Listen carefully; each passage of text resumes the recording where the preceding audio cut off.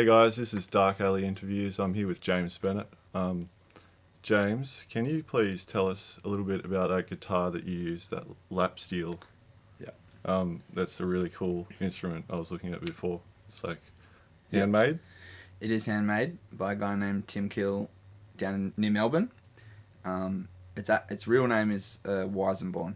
So it's a Hawaiian style lap guitar, slide guitar, with a hollow neck the whole way through it. Yeah, cool. And it's played just like any other slide guitar or dobro, sort of in an open tuning. Nice. Yeah. Are they like?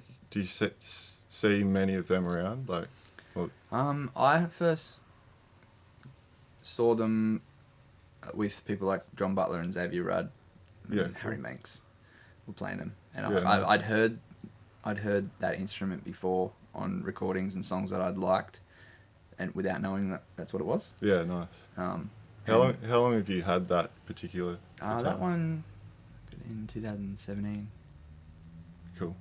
Yes, nice. Only 4 years, I guess. Yeah, you play it very well, man. Thank you. I've never. I just go off what feels good.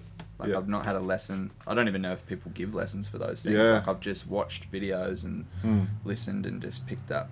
Well, that's how I do everything with normal guitar, and I play a bit of 12-string and a bit of banjo, and that's the way I learn, is just to listen. Nice. Work it out. It's a good way. Yeah. So you were saying to me before you're doing a tour to promote an album release. So could you tell us a bit about the album? Like, was there anything different that you did in this recording process from the last time? Like, so I'm in the middle of the single tour. I've just released one single at the end of January. The single's called Beg, Lie, Still Borrow. There's probably going to be another 2 before I release the album. Cool. But yeah, I recorded it with a mate of mine. Sort of helped me sort of produce it. His name's Nick Saxon. He's another muso friend that I have, and he's always recorded at a mate of his studio in Newcastle, which is called Hazy Cosmic Jive Studio, and really awesome space. And I've recorded I've never really recorded another. I've done 2 EPs, bunch of singles, and this is my 4th album. So I've recorded. I've weirdly enough recorded all my albums in different studios. Oh, cool. It's weird. Cool. I did one in LA, I did one in New Zealand, I did one here out the back of Warhope with Mick Lynch. Oh, yeah. Who you probably know. Yeah. And Simon Lee, who I used to be really good mates with here in Port, helped me with a few of my first EPs that I did.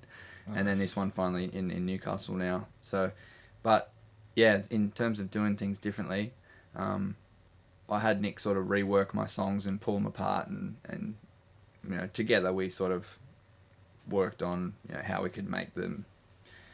I tend to sort of write a song and just keep it that way, and when it comes to recording and finding out what fits best where and all that sort of stuff, that's where it's not my strong place. Yeah. Not that all songs need to be changed, but I feel like when you're recording, it can get really stale if you just play it exactly how you. Yeah. So with my 4th album, I feel like now that